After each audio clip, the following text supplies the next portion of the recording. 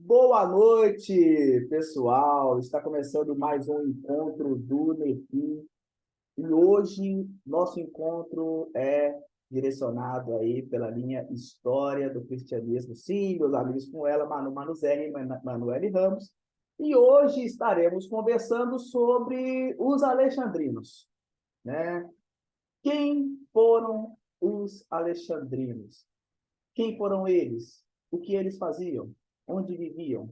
Enfim, essas e outras perguntas serão respondidas, né, pela Manu, e em seguida nós vamos refletir um pouquinho aqui a partir das questões que a Manu, enfim, colocar aqui para o nosso debate dessa noite. Beleza, pessoal? Lembrando a você que se você ainda não segue a gente no Instagram, por favor, dê essa moral para nós, @Nefi Estudos, lá no Instagram, tá bom?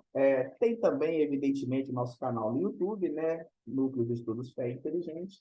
Então, deem essa força para nós, tá bom, pessoal? Sem mais delongas, já quero passar para ela, Manu Manuzérrima, para falar conosco e para responder essa pergunta que está na minha cabeça: quem são os alexandrinos? Manu, é contigo.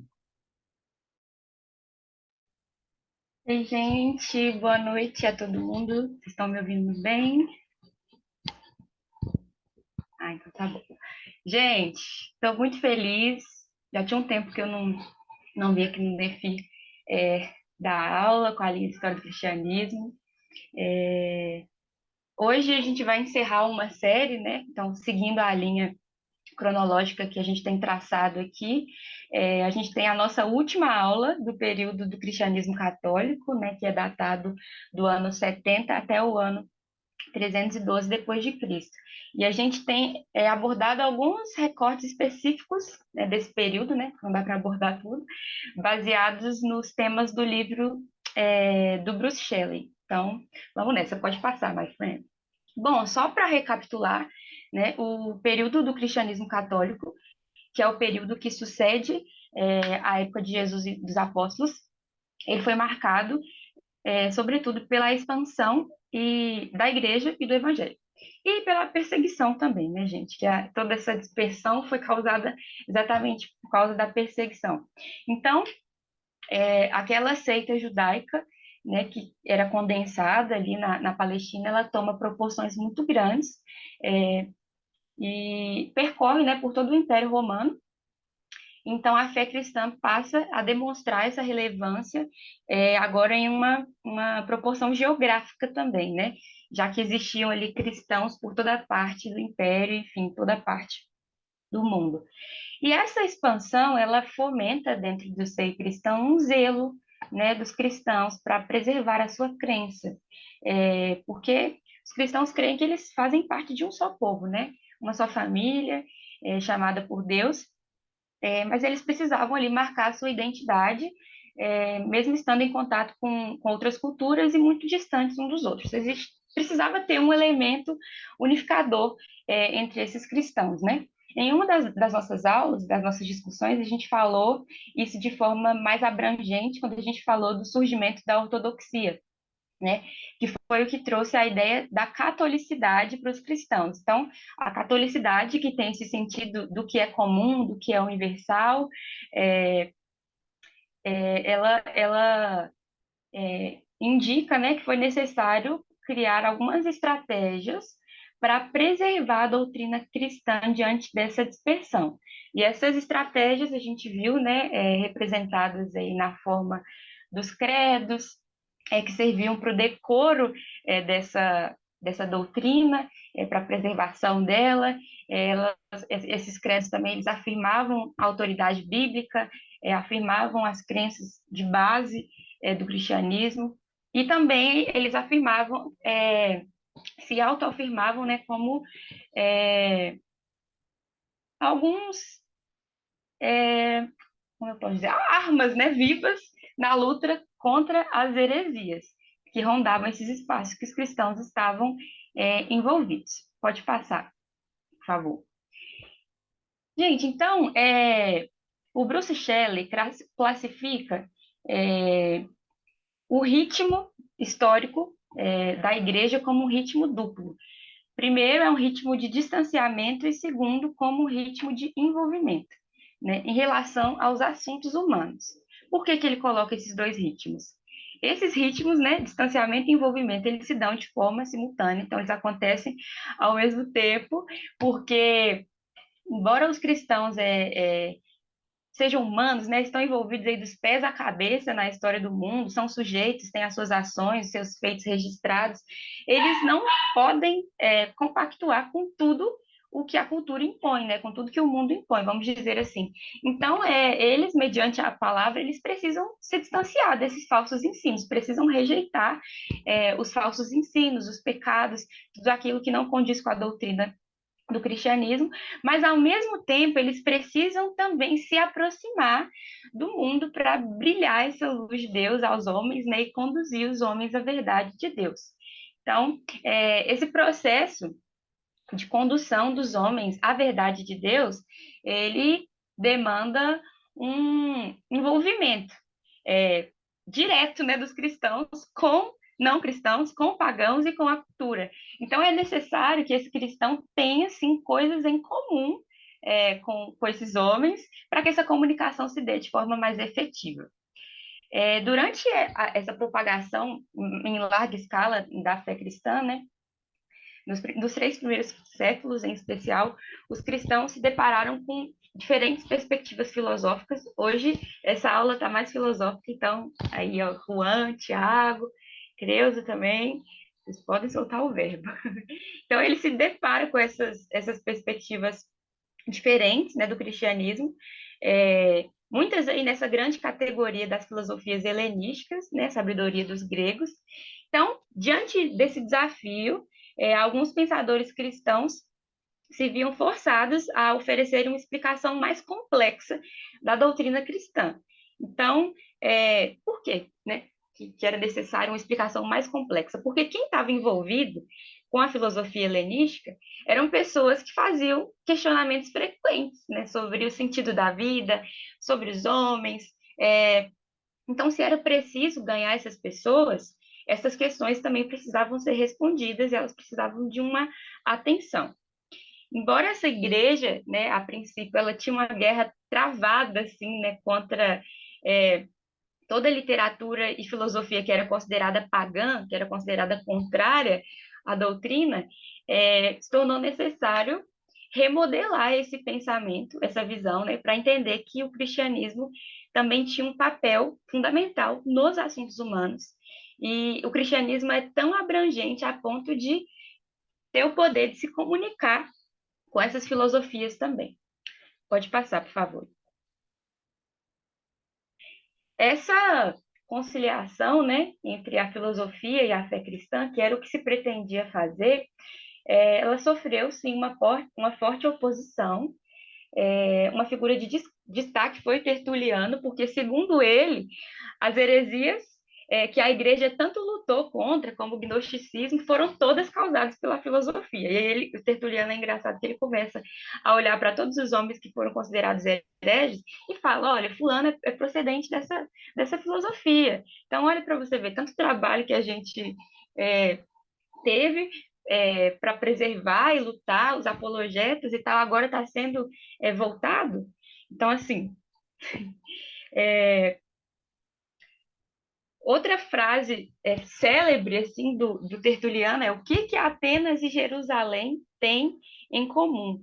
Então, para cristãos, assim como Tertuliano, os cristãos mais ortodoxos assim na fé, aliar a fé e a filosofia era como se fosse construir um cristianismo híbrido, né? Um cristianismo não puro, e que, né, não era necessário nada mais além das próprias escrituras.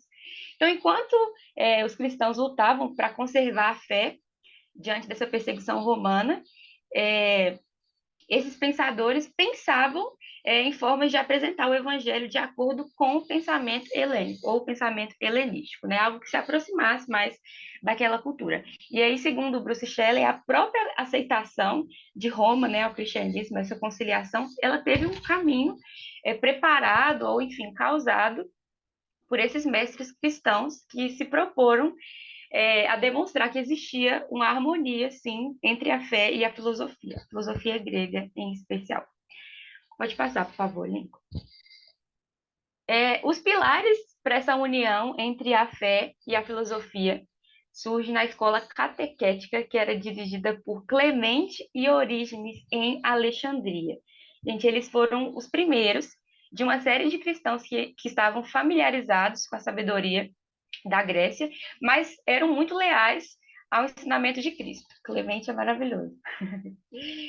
Então, para Clemente, o caminho da verdade é um. Contudo, em direção a ele, assim como em direção a um rio perene, fluem rios de todos os lados. Eu acho essa citação maravilhosa, essa ilustração que Clemente faz. Gente, sobre a escola de Alexandria, existe uma discussão histórica, né, a respeito da criação dela. Se ela foi criada a partir da igreja ou se foi uma escola independente da igreja. Mas, né, as evidências apontam para um começo independente mesmo, porque os filósofos eles abriam escolas, né, em cidades importantes e eles atraíam seus alunos. Então é comum, né, pensar ou é mais tendencioso se pensar que os cristãos seguiram essa prática também. Por volta do ano 180, um cristão siciliano chamado Panteno, ele tinha uma escola de gnosticismo cristão. Atenção para esse termo, gnosticismo cristão, que era em Alexandria. Então, ele lecionava que o cristianismo era a verdadeira filosofia. O objetivo dele era entrar nesse mundo pagão, mas mostrando a superioridade dessa fé cristã, dessa fé católica. Então, o gnosticismo, nesse sentido cristão, ele tinha a ver com o significado literal da palavra, né? Conhecimento. Então, essa corrente, ela fazia perguntas sobre o sentido da vida, mas essas perguntas eram respondidas com base na ortodoxia da fé. Então, o Panteno ganhou muitos pagãos, né, no segundo século, e a sua fama atraiu muitas pessoas. Dentre essas pessoas, atraiu o Clemente a Alexandria por causa dessa escola. Pode passar ali, por favor. Bom, Clemente, né, nessa sua ida para Alexandria, acabou permanecendo por 20 anos. Ele se torna primeiro um aprendiz, ou chamado pupilo, do Panteno, e depois ele se torna o sucessor do Panteno, liderando essa escola catequética de Alexandria. Bom, o Clemente ele possui inúmeros escritos preservados, né, de grande importância para a história da igreja, e os contemporâneos dele identificavam ele como um mensageiro do cristianismo em trajes de filósofo. A cidade de Alexandria era considerada como um centro intelectual da busca pela verdade. Então, o Clemente ele também é entendido como o primeiro erudito cristão, porque ele era uma pessoa entendida da filosofia grega, da literatura clássica, e ele também conseguia captar, entender e responder as questões dos centros educacionais de Roma, Atenas, Antioquia e etc. Então, esses alunos eles já possuíam um contato com o cristianismo, mas esse cristianismo de outras formas, né? Esse cristianismo um pouco misturado. Só que essa pedagogia do Clemente e o seu conhecimento conduziu esses alunos ao verdadeiro cristianismo, usando os próprios métodos e linguagens dessa época. O propósito do Clemente, ele era muito mais pastoral do que teológico, né? Era como se ele quisesse ser um apóstolo para o mundo helênico, o helenístico. Então, ele não centrava suas falas em ganhar discussões, enfim, mas queria conduzir esses homens mesmo à salvação por intermédio de Cristo. Eu separei para a gente ler uma citação dele que é também belíssima, que é assim: a filosofia foi uma professora para os gregos, assim como a lei fora para os hebreus, preparando o caminho àqueles que são aperfeiçoados por Cristo. Então, essa citação mostra, né, que Clemente alegava que a filosofia era a preparação para o cristianismo, né? Porque a filosofia ela intentava o estímulo da virtude, né? Então, esse estímulo era uma peça-chave para essa constatação, porque ele cria que os cristãos eles poderiam aprender com os gregos, sim, Porque, na verdade, toda a verdade, tudo que era bom, onde quer que isso fosse encontrado, isso veio do Criador. Então, esse próprio exercício da verdade, ao se procurar a verdade, se encontraria o Criador, que é a verdade. Então, o ministério de Clemente, ele marca fundamentalmente o progresso, né, de uma doutrina cristã, porque através dele o vínculo entre a filosofia grega e o pensamento cristão se estreitou, né, trazendo uma base aí para as grandes realizações teológicas mais tarde, os primeiros concílios eclesiásticos, e enfim. Pode passar, Lincoln, por favor. Na virada do terceiro século, existia uma perseguição muito forte contra os cristãos lá em Alexandria, o que obriga o Clemente a sair da cidade, né? Então, ele, na sua saída, ele entrega a liderança da escola a Orígenes, que na época era um rapaz de 18 anos de idade. Nas reflexões filosóficas dele, o Orígenes considerava a sede humana por conhecimento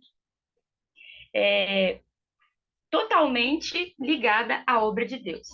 Ele diz assim, ó, quando vemos uma obra de arte humana admirável, ficamos imediatamente ávidos por investigar a natureza, a forma, o fim de sua produção. E a contemplação das obras de Deus estimula-nos com um anseio incomparavelmente maior por aprender os princípios, o método, o propósito da criação. Esse desejo, essa paixão foram, sem dúvida, implantados em nós por Deus. E, assim como o olho procura a luz e o corpo anela por alimento, a nossa mente sente o desejo natural de conhecer a verdade de Deus e as causas daquilo que observamos. O objetivo de Orígenes era relacionar toda a verdade ao plano de salvação proporcionado por Jesus Cristo. Em sua história, né, fatos curiosos da sua vida é que ele possuía uma relação muito conflituosa com seu bispo, né, que era chamado Demétrio. Porque esse bispo ele considerava que Orígenes não cooperava de forma alguma com a igreja no Egito por causa dessa sua produção, que era considerada pagã, né? Porque o Orígenes era um erudito e era um professor, estudioso e tal. Então, no ano de 229, cheio de treta, ele é convidado a ir para Atenas e lá ele passa pela Palestina, né? Onde ele tinha muitos admiradores, ele tinha admiradores por toda parte, na verdade. E lá em Cesareia, ele aceita a ordenação para o ministério. Só que o bispo dele, Demétrio, considera isso uma grande insubordinação. Então, ele condena essa atitude dele publicamente, que antes ele era afastado do ministério por causa dos seus ofícios, e agora ele aceitou, né, esse chamado ministerial. Então, por causa dessa acusação pública, o Orígenes passa a viver ali em Cesareia. Os alunos dele percorriam, assim, longa distância para ouvir dele, né? Um de seus discípulos, que é chamado Gregório, ao escrever um livro em sua homenagem, ele classifica o ensino dele como um percurso para o objetivo da verdadeira filosofia, que era a boa vida. Então, a filosofia do Orígenes, além de discutir ideias, né, ela intentava formar um caráter, aprimorando a conduta dos seus discípulos. Além disso, né, dessa contribuição filosófica, eu escolhi também para ressaltar a contribuição teológica do Orígenes, né, porque ele, ao analisar as escrituras, porque a análise das escrituras era algo muito caro, né, e fundamental na filosofia dele, embora há controvérsias, mas ele separa, né, a análise das escrituras em três níveis. Então, ele entende que a escritura ela pode ser considerada, em algumas partes, né, no seu sentido literal, ela também tem uma aplicação moral para a alma, né, do leitor, e ela também possui um sentido alegórico, né, e espiritual ao mesmo tempo. Então, ele acredita, né, que toda a Bíblia fala por si, tendo esses três critérios aí. Ele preservou muito esse ensino das Escrituras e ele pregou esse fundamento. Então, o Orígenes, o que traz uma característica assim, para o trabalho dele, é que ele foi um teólogo que não ofereceu uma teologia que era puramente apologética. né, ou de refutação das heresias ou dos falsos ensinos, mas ele cria, né, ele tentou criar uma estrutura intelectual para a fé cristã mesmo, né? Ele era considerado um filósofo com a mente muito expansiva. O Bruce Shelley faz uma afirmação engraçada sobre o Orígenes, que ele fala assim que o erro do Orígenes foi transformar o sonho em doutrina, porque em uma das seus exageros de pensamentos, né, analisando sobre a bondade de Deus e o poder restaurador de Deus, ele imaginava que, né, existia que o amor de Deus era tão grande, né, que ele poderia triunfar sobre toda a rebelião pecaminosa, que todos poderiam ser perdoados, inclusive o diabo. Então, assim, bem polêmico para a sua época e, e para nós também que estamos aqui hoje.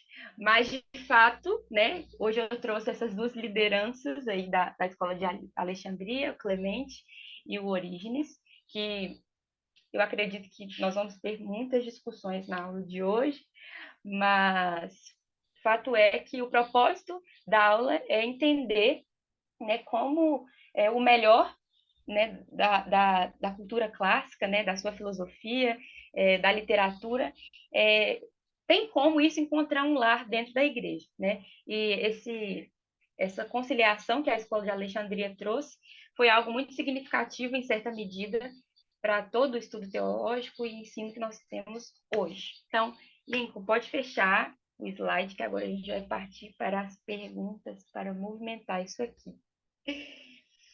Como eu trouxe propositalmente, né, essa polêmica do Orígenes, eu acho que essas coisas, gente, elas são assim muito cruciais para que exista uma demonização da filosofia, né? A gente viu ali algumas afirmações do Tertuliano no início da aula, que ele fala, olha, a gente não pode aceitar a filosofia porque todos os hereges que a gente combateu eram filósofos.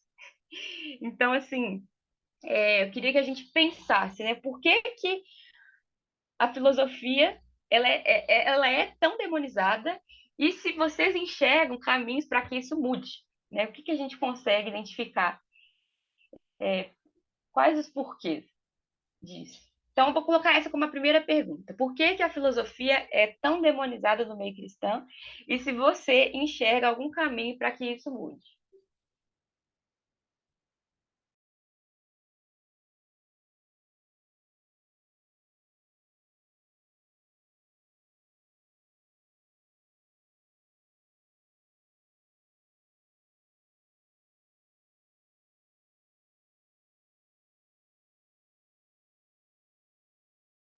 É polêmico. Eu vou puxar a polêmica aqui. É, isso acontece muito, mano. Principalmente a gente que faz filosofia, né? O Thiago deve saber também e tal, deve acontecer com ele também. Que quando a gente está conversando assim com uma pessoa que, que não tem muita afinidade assim com pensar cristão filosófico, eu faço filosofia e tal. Já aconteceu comigo do cara me chamar de comunista, eu até assustei. Olha, eu faço filosofia, pô, você é comunista? Então, beleza, né? Enfim, é, eu acho que vem muito em questão da própria filosofia também, tá? A filosofia, ela começa ali com uma transcendência com os gregos, né? Uma transcendência mitológica, onde as causas é explicada pelo cosmos, pelo mito, né? Pela metafísica. Também tem uma transcendência medieval, né? Do homem medieval, do homem cristão, que deixa de explicar o mito, e que deixa de explicar as coisas através do mito, das causas, da metafísica, e começa a explicar as coisas através de Deus, do Deus cristão, né? E também vem a questão do racionalismo, né? Onde a filosofia ela acaba entrando ali no âmbito do racionalismo, no âmbito antropocêntrico da pessoa, vamos dizer assim, né? E isso acaba levando hoje para o lado mais da modernidade materialista, as pessoas acabam assustando com a filosofia um pouco, né? Porque o meu professor ele fala algo muito, muito bacana, que é o seguinte: a filosofia ela não está enraizada em nada. A filosofia não está enraizada na ideologia, a filosofia não está enraizada na religião, a filosofia é algo solto, né? Algo que a ideologia pode usar, a religião pode usar, mas por ela ser esse meio termo, esse algo solto, as pessoas acabam assustando um pouco com ela, né? As pessoas acabam ficando um pouco com medo da filosofia, assim, vamos se dizer, né? Então, eu acho que isso vem muito por conta da filosofia e também por conta também do indivíduo, né? Porque a filosofia ela vai te exigir você raciocinar, você pegar as escrituras, raciocinar, usar a sua razão, o seu intelecto. Então, isso tem muito um pouco de medo, um pouco de receio, vamos se dizer, né?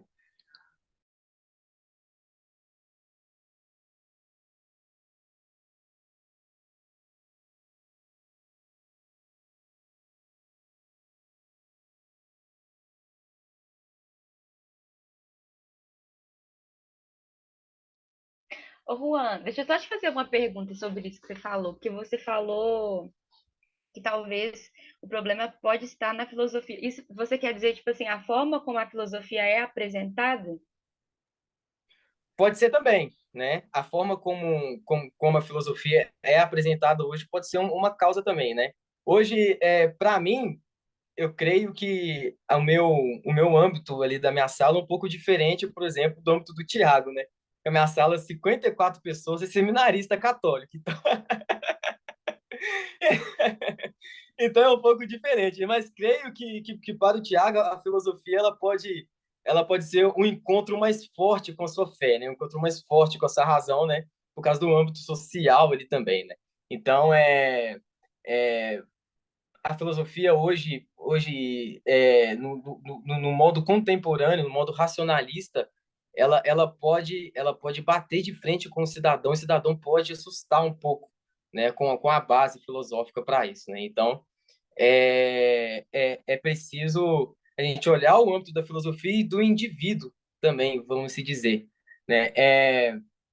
Eu sempre falo com alguns amigos meus, acho que até conversei isso com o Thiago um dia, que para começar a se estudar filosofia não é muito considerado você começar por Nietzsche, por exemplo, né? Você começar por Nietzsche, isso vai acabar com a sua cabeça, né? Você começar até mesmo com Kant, não é necessário você começar ali com os gregos e tal, ter um professor perto, porque a filosofia ela te dá um choque de vida.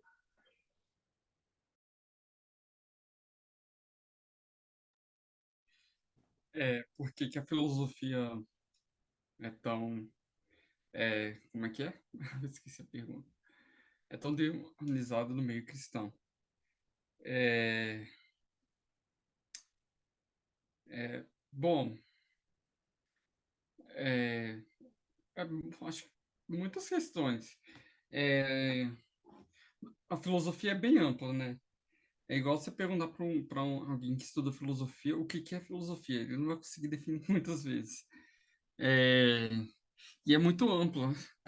Tem muitas ideias, tem escolas, tem perspectivas diferentes sobre o que é filosofia, sobre o que é a nossa área e tal.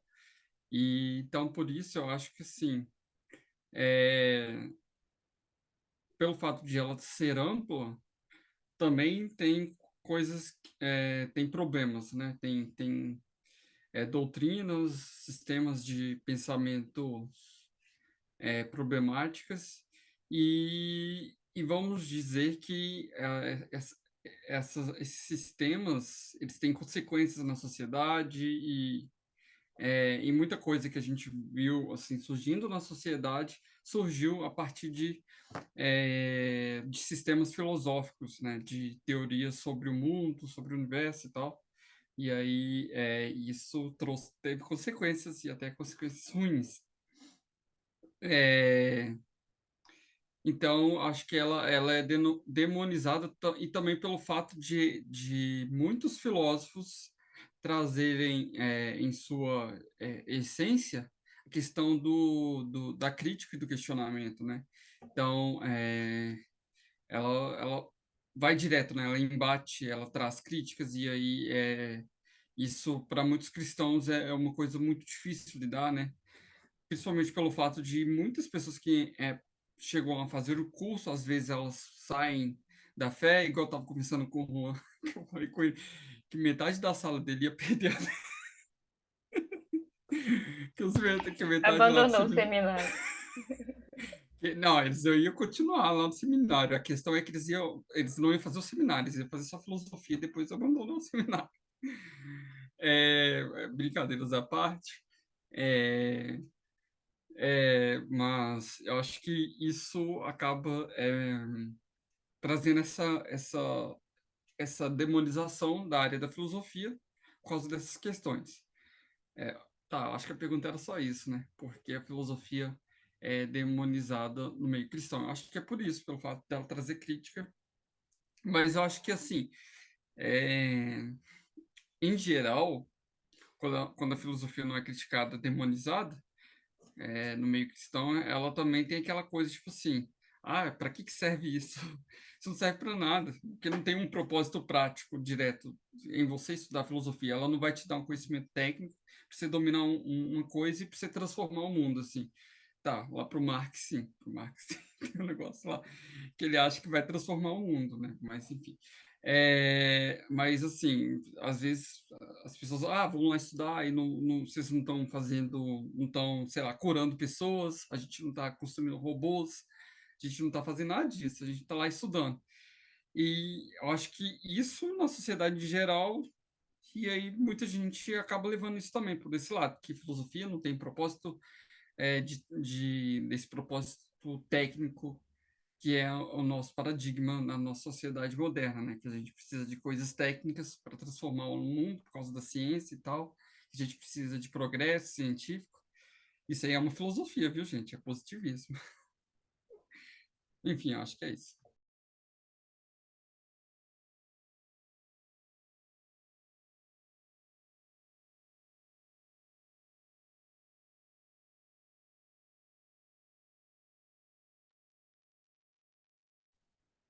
E aí, gente?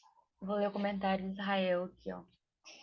Acho que ela impacta a nossa forma de ver o mundo e geralmente exige respostas sobre a nossa existência que muitos cristãos não conseguem responder. Em vez de dialogar com ela, preferem se manter distantes. Muito bom. Gente, eu tô com outras perguntas aqui. Ô, Creuza, você quer responder essa pergunta? Porque se você quiser responder, eu vou te dar a palavra. Prefiro ouvir os filósofos falarem e ficar aqui delirando. Não entro nessa seara, não. Lincoln, Gabi. Eu acho, assim, palpite, tá? Eu acho que isso se dá muito também, a questão da demonização, né? A demonização da filosofia, né? No meio cristão, porque muitas vezes não é divulgado no meio cristão, assim, eu estou falando no meio cristão, em grande parte das igrejas existentes, tá? Igrejas locais de grandes cidades, pequenas cidades, enfim, igrejas pequenas, médias, grandes, mega igrejas, enfim. Não é muito divulgado também cristãos fazendo filosofia, porque é evidente que a filosofia cristã atual e de muita qualidade. Então, você tem o Plantinga, você tem aí o William Lane Craig. Aqui no Brasil, né, tem o Jonas Madureira, por exemplo. Aliás, ele gravou um podcast com o Vilela, Inteligência Limitada. Olha, assistam, são quase 3 horas Eu ainda não vi, preciosas. mas tô doida pra ver. Olha, eu vi uns cortes hoje, mas esse final de semana eu vou ver na íntegra, assim, vou fazer a pipoca aqui, o café e assistir na íntegra. Eu acho que, enfim, a filosofia ela é muito demonizada no meio cristão, justamente porque não há essa divulgação.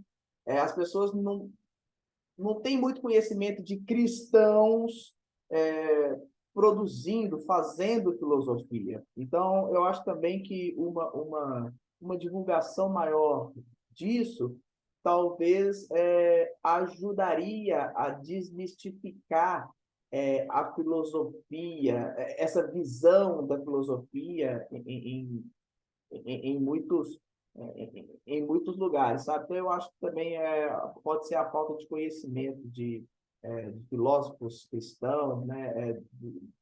como que os cristãos estão produzindo filosofia, boa filosofia, grandes teses, enfim, defendendo, não somente assim, promovendo a defesa da fé cristã, né, a questão da apologética, mas também produzindo argumentos, né, por meio de trabalhos, artigos, que, sustentem a racionalidade do argumento da fé cristã, né? Acho que passa por aí também.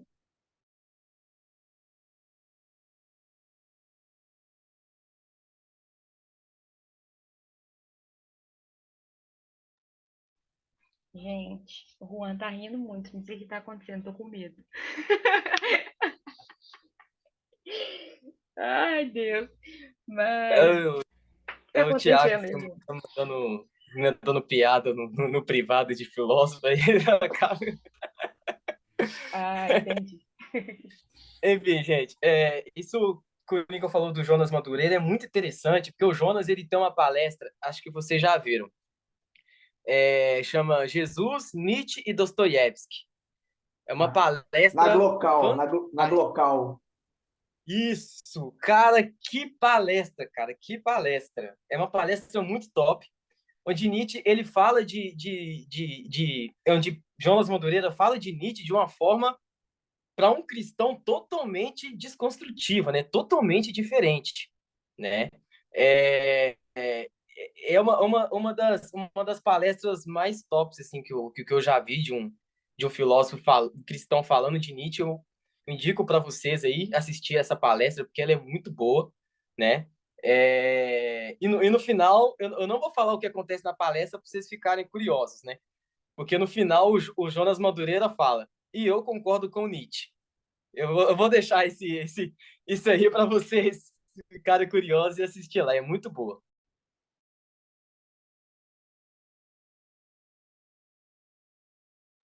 Gente, essa palestra tá na minha lista. Até hoje eu não assisti, mas eu vou assistir. Não sei quando, mas vou. Ô, gente, muito bom as respostas de vocês. Agora, eu vou partir para uma outra questão. Ó, Thiago, você pode ficar à vontade para indicar seus treinos, viu? Seguinte, né? Quando a gente trouxe, quando na verdade, né, trouxe essa aula, né, e no final, desde o início, a gente fala sobre essa aliança, né, entre o conhecimento cristão e a filosofia, encontrar um lar dentro da igreja. A gente costumava ouvir muito essa questão de fé e razão, né? E também mais tarde de uma fé racional. Mas nessa aliança, assim, entre a filosofia e a doutrina cristã, existe algum limite? Existe algo que a filosofia não pode tocar? Manda a pergunta no chat. Você vai escrever aí, Lincoln? Ah, tá bom. Só repete a pergunta novamente, my friends. Nesse processo, pode escrever de forma mais simples, né? Que eu estou explicando como é que está na minha cabeça. Mas nesse processo aí de conciliar a fé cristã com a filosofia, existe um limite, né? Existe algo dentro da fé cristã que a filosofia não pode tocar? Existe isso? Ou elas são totalmente conciliáveis?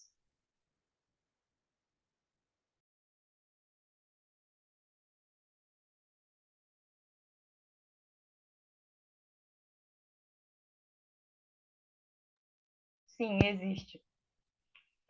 Boa. Ô, Juan, quer responder alguma coisa aí?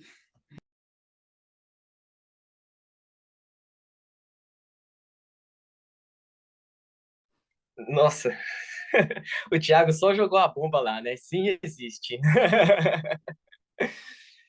Então, ó, isso é bem polêmico. Existe, né? Existe algo que a filosofia não pode tocar, né? Mas, como o Thiago falou no começo da resposta dele também, vocês também citaram aí, como eu vou dizer isso, cara? A filosofia, ela tem escolas, né? A filosofia, ela possui escolas, né? Ela possui um método filosófico de pensar. E, e na minha concepção, o pensar Deus, né? O pensar profundo de Deus, o pensar metafísico, vamos dizer, de Deus, é algo que a filosofia não consegue também explicar. Uma das coisas que a filosofia também não consegue explicar. Porque é uma das famosas frases também, né? Se Deus é explicado, então ele não é Deus. Então, por exemplo, temos a doutrina da Santíssima Trindade, né? É algo que ainda nós não conseguimos explicar e é algo que também a filosofia também não conseguiu dar uma explicação total, né? Agostinho até fala, né, que ele tem aquela visão dele, né, entre que ele tá na praia e tal eu acho que você já deve conhecer, fugiu um pouco aqui, que ele fala que o conhecimento da Santíssima Trindade não pode ser falado e tal. Então, é uma das coisas que a filosofia ela não consegue também explicar, né? Que é o conhecimento total de Deus, vamos se dizer.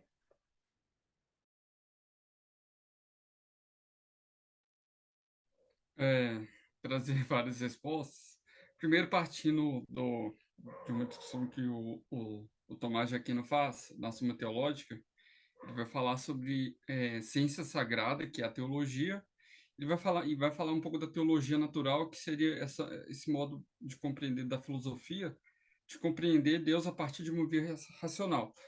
E ele vai falar essa discussão de relação entre fé e razão, vai ser uma coisa que vai sempre estar sendo discutida dentro da patrística, né? E da escolástica, né? E a escola de Alexandria faz parte do período patrístico. Mas, enfim, aí o Tomás de Aquino ele vai trazer uma definição de que existem coisas que podem ser conhecidas por via natural, ou seja, por via da razão, sobre Deus, sem a necessidade da revelação, sem necessidade da teologia, e aí a filosofia alcança esse sentido, que seria o que ele chama aí de teologia natural, né? E a própria filosofia estaria dentro disso, né? E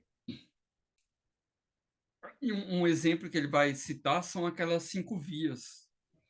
As 5 vias do Tomás de Aquino é um exemplo dessa busca por Deus por via racional, a defesa de Deus por via racional. Tem a ver com a apologética, etc.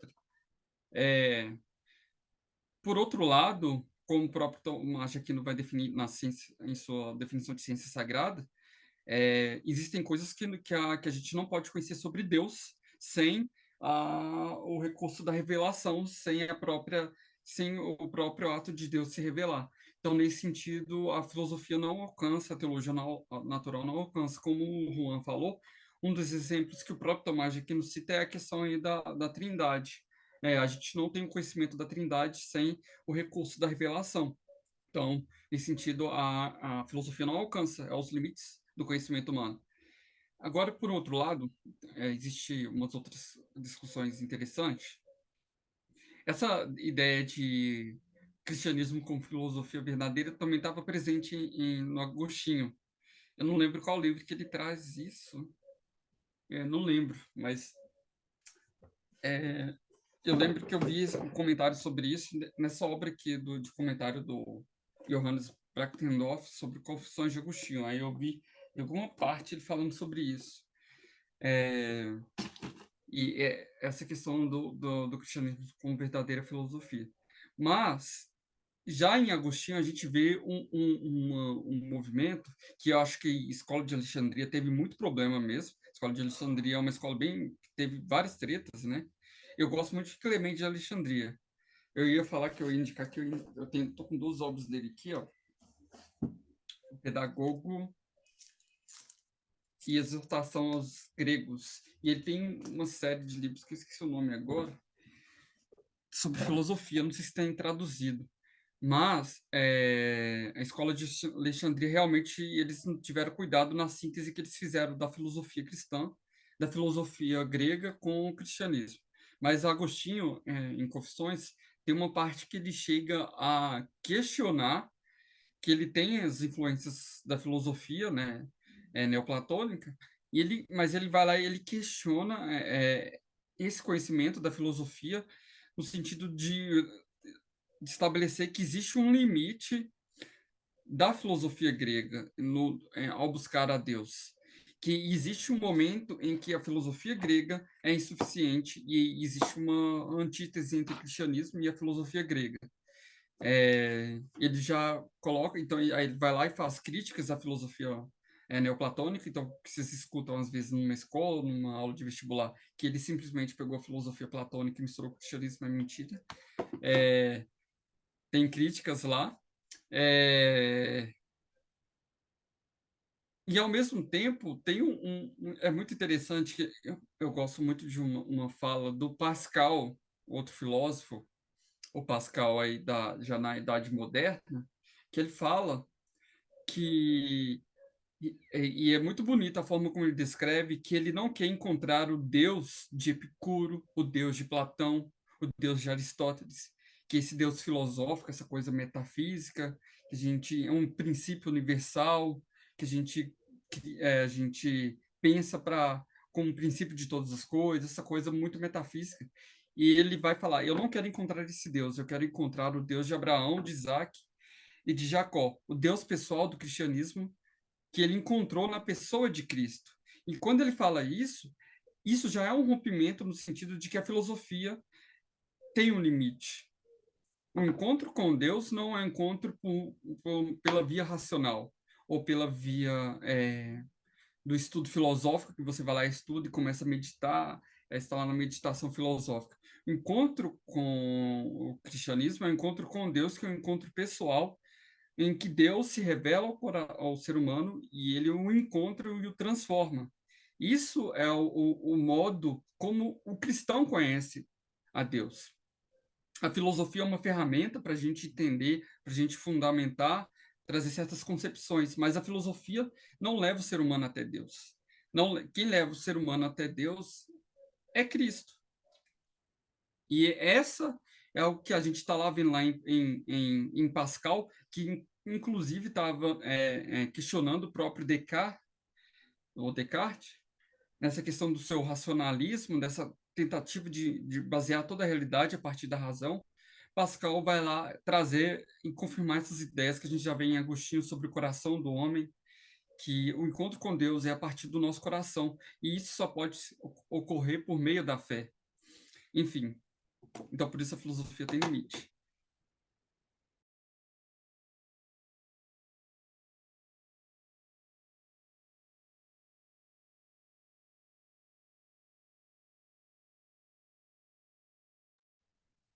Eu creio que sim. Eu creio que tem. Eu creio que tem limite, sim. Inclusive, acho que o Calvino fala sobre isso também, né? Do conhecimento, quando ele fala de revelação geral, revelação especial, ele vai traçar isso também. E por que também que eu creio que há um limite? E aí eu vou, e aí eu vou tentar usar o Alistair McGrath para ver se eu consigo mais ou menos explicar. A ciência, e aí eu incluo também a teologia nisso, teologia, filosofia, enfim. A ciência, de um modo geral, ela é um método pelo qual eu observo a realidade e busco compreender as coisas, né? Agora, existe, além da ciência, outras formas, outros métodos. Só que tem um pequeno porém nisso. E é o que o Tiago havia comentado agora há pouco. o Deus cristão, ele é um Deus do encontro.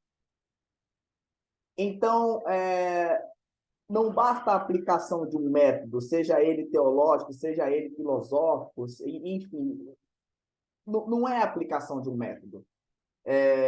Porque a aplicação de métodos não fará enfim, compreenda na totalidade, né, enfim, Deus de um modo geral, né? Então, eu acho que há limites, porque todo e qualquer método teológico, filosófico, enfim, ele possui um limite. Eu ouvi essa frase de um amigo meu uma vez, tão clichê essa frase, mas eu vou usar ela aqui porque eu acho que cabe. Nós buscamos ao máximo conhecer um Deus que é ilimitado. Um Deus que é soberano sobre todas as coisas, um Deus que palavras, por mais que nós, enfim, todas as palavras que utilizemos para tentar descrever ou entender, ainda assim, os métodos utilizados ainda assim não serão suficientes para acessá-lo, né? Compreendê-lo, né? Na sua máxima. É por isso que eu concordo que existem coisas que é por revelação especial, não tem jeito. Eu acho que métodos podem nos auxiliar, ferramentas filosóficas, ferramentas teológicas, as ferramentas da ciência de um modo geral, mas haverá sempre um limite, porque nós estamos falando de não é simplesmente algo racional, nós estamos falando de um Deus pessoal.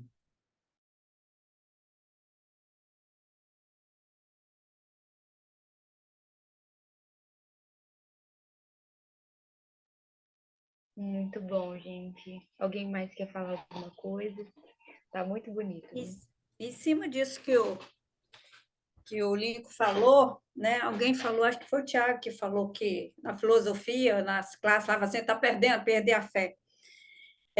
Na teologia também, tá? Quando você entra numa classe de teologia, faculdade de teologia, não seminário, e a primeira coisa que eles falam, você vai perder a fé. E é exatamente nesse sentido que o Lincoln falou, por querer explicar Deus através de um método, né? E ele é inexplicável. Aí nisso eu estou com preto no branco aí, ninguém explica Deus. É muito interessante isso também, porque eu estava conversando com um amigo esses dias e a gente estava conversando sobre a questão dos pré-socráticos, né? Onde cada filósofo pré-socrático explica a razão de todas as coisas através de um elemento, né? Então o filósofo lá, Tales de Mileto, ele explica a razão de todas as coisas através do ar, né? Os pitagóricos através do número, Parmênides com o não ser e o ser, e etc. Outros também explica através do fogo, como Heráclito, né? Mas ele,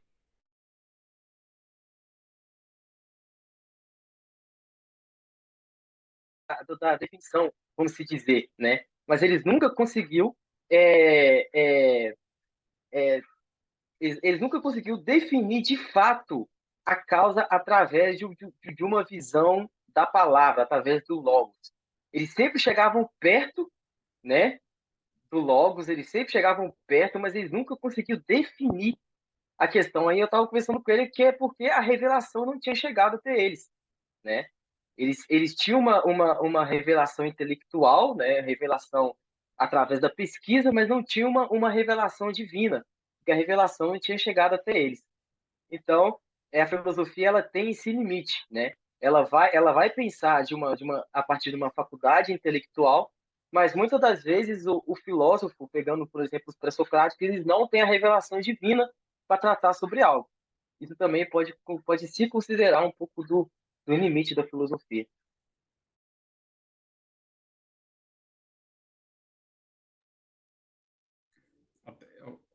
Alguém ia comentar? Porque eu encontrei aqui o texto do Pascal, que eu acho ele bonito. Mas está no Pensamentos, a obra Pensamentos dele. Ele não tem nem tantas obras, mas é basicamente assim. E por isso não procurarei provar aqui por meio de razões naturais ou a existência de Deus, ou a trindade, ou a imortalidade da alma, nem qualquer coisa dessa natureza. Não só porque não me sentiria bastante forte para encontrar na natureza com que convencer ateus empedernidos, mas ainda porque esse conhecimento, sem Jesus Cristo, é inútil e estéril.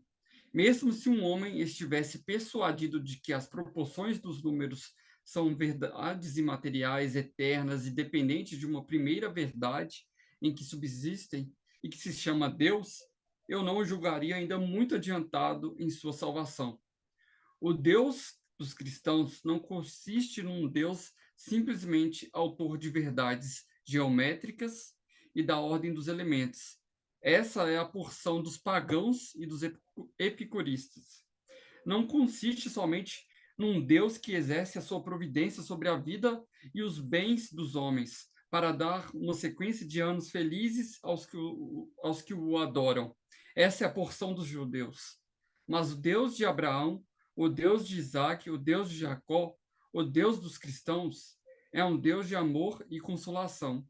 É um Deus que enche a alma e o coração daqueles que o possuem.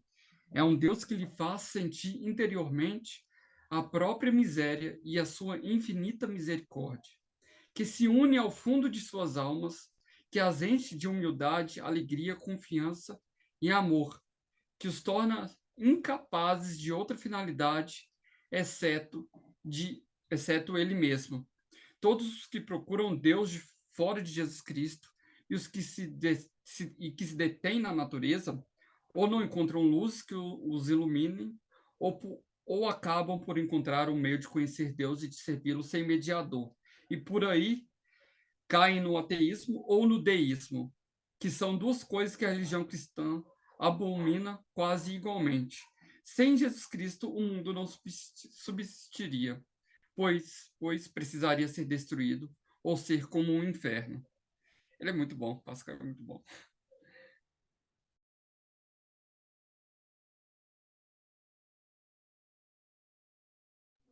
Muito bom, muito bonito esse texto, Thiago. Depois você manda lá no grupo. Pessoal, alguém tem mais algum comentário? Ou se vocês quiserem fazer algum comentário fora das perguntas também, porque as perguntas que eu separei foram essas. Mas eu estou abrindo aqui, se vocês quiserem fazer outro comentário, tá bom? Se não,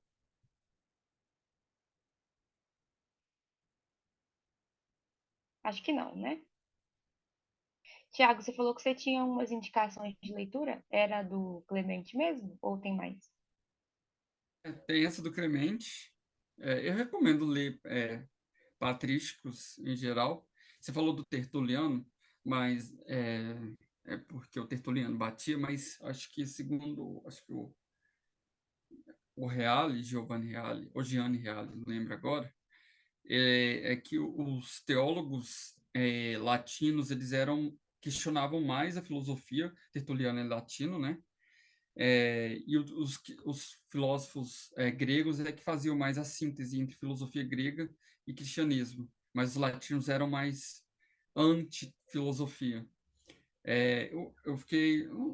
Acho que não vale a pena a indicação, é porque você falou de filosofia helenística, mas são indicações assim, só para quem quer estudar a área, assim, coisas fora, assim, nem é sobre cristianismo.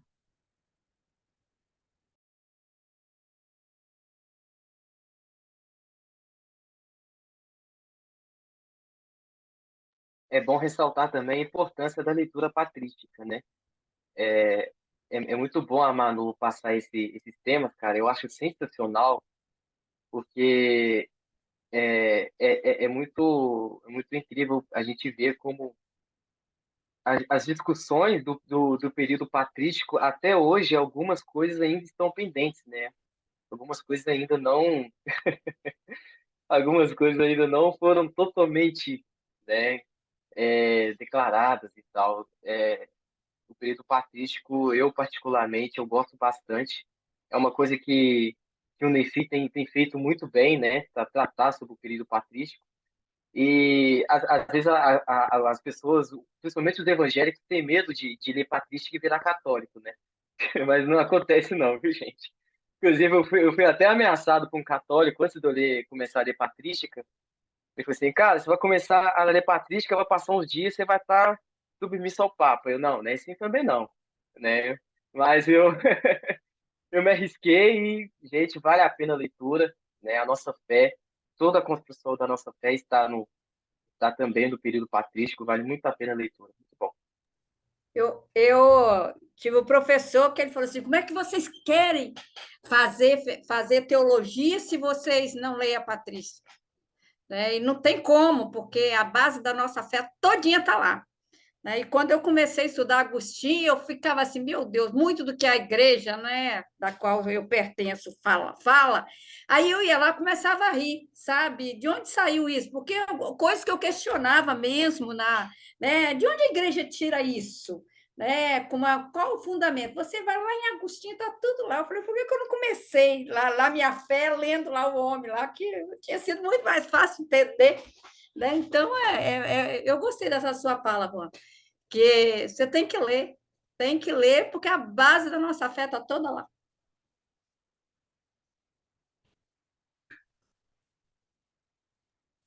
A gente está falando sobre limite, né, da filosofia com a fé cristã, e eu me lembrei, peguei aqui, o Igor Miguel fala um pouco sobre isso na Escola do Messias, e ele vai, inclusive ele usa um pouco de base para falar sobre isso, né?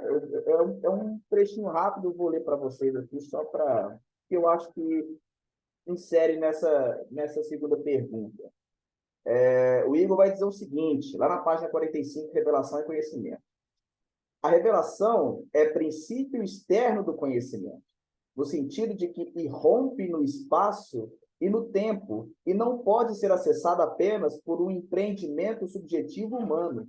A revelação é uma dádiva, uma graça, e exige liberdade plena e total daquele que se auto-revela, em um sentido bartiano. Revelação é um ato divino. E apesar de se atualizar em uma linguagem humanamente cognoscível, a revelação não pode ser científica e filosoficamente qualificada. Antes, ela pode qualificar e enriquecer a atividade científica e intelectual. A revelação, porém, não é uma categoria filosófica, mas religiosa. A ciência não pode e não deve dizer, a priori, o que é a revelação e quais fatos estão adequados a essa definição. O verdadeiro conceito de revelação só pode ser derivado da própria revelação. A revelação resulta da vontade do revelador. Nesse sentido, é anterior ao próprio mundo e à humanidade.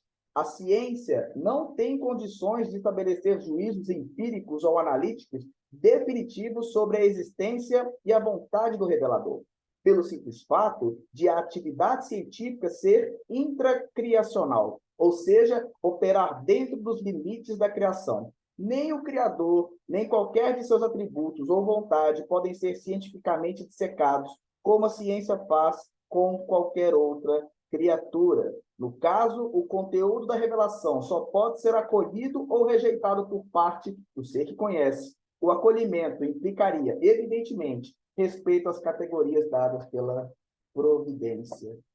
Mais ou menos a questão enfim, um pouco dos limites, né, que a gente estava comentando aqui. Achei muito legal trazer isso também para a nossa discussão, né? E, aliás, Escola do Messias é um livro que nós sempre recomendamos aqui no MEFI, desde o início, e é um livraço, então, enfim, minha dica de de leitura também, acho que vai ajudar um pouco também nessa compreensão acerca do que nós discutimos hoje.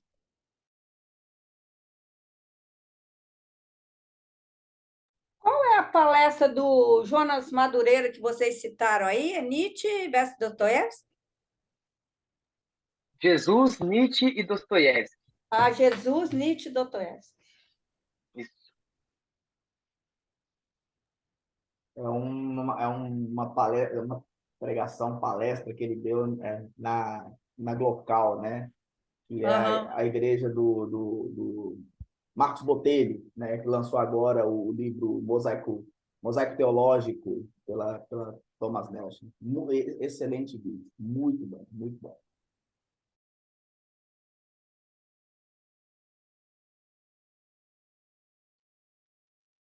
Eu posso colocar no grupo ali, se vocês quiserem, beleza?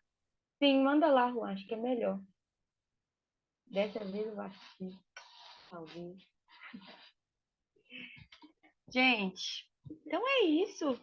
Muito obrigada a todo mundo que ficou até o final. Espero que a aula tenha sido proveitosa para todos. Agradeço. A partir da próxima aula, a gente já vai entrar em outra era, né? Que é a era do Império Romano Cristão. Então, conto com vocês, com o convite de vocês para outras pessoas também. E é isso. Lincoln, se tem algum recado, pode finalizar. Manu, o encontro de hoje foi maravilhoso, o tema, as discussões, foi realmente incrível. E um único aviso, pessoal. Sexta-feira próxima, dia 17 de março, nós teremos o primeiro encontro da nova linha temática do NEFI, Feminilidade Bíblica, com Gabriela Cláudio. Sim, meus amigos, nossa tão esperada linha temática vai ser inaugurada aí. Então, já anota aí na agenda, dia 17 de março, próxima sexta-feira, às 8 horas da noite. Estamos com uma expectativa altíssima. Eu tenho certeza que essa nova linha temática do NEFI vai ser incrível, vai ser demais. Nós vamos aprender muito com a Gabriela e, enfim, as reflexões, os temas trazidos por ela vão render muitas discussões, enfim, vamos lançar muitas ideias a partir dessa nova linha temática, beleza? Pessoal, muito obrigado para todos vocês, acompanhem nossas atividades lá no Instagram, no YouTube, faça parte também do grupo dos participantes no WhatsApp, se você ainda não faz parte. Muito obrigado a todos vocês, até mais, pessoal!